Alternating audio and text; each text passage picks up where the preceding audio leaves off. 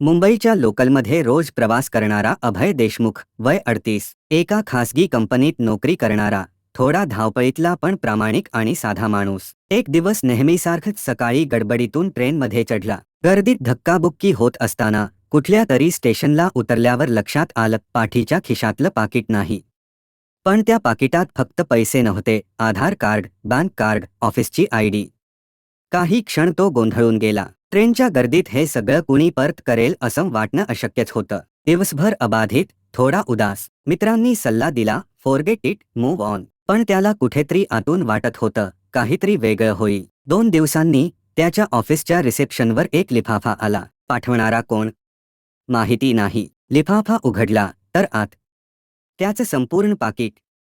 सगळं जसंच्या तसं होतं, आयडी, कार्ड, पैसेही तसेच. पण एक गोष्ट नव्याने त्यात होती, एक लहानसा फोटो.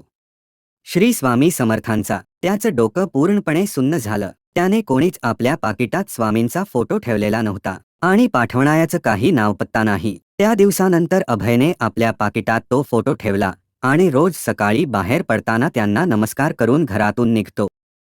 अशाच आणखी स्वामी अनुभवाच्या कथा तुमच्यापर्यंत पोहोचवण्यासाठी कृपया चॅनेलला सबस्क्राईब करा आणि कमेंट बॉक्समध्ये श्री स्वामी समर्थ लिहा. तुमच्याकडेही असा एखादा अनुभव असेल तर तो कमेंटमध्ये जरूर लिहा. मी तो सर्व स्वामी भक्तांपर्यंत पोहोचवेन.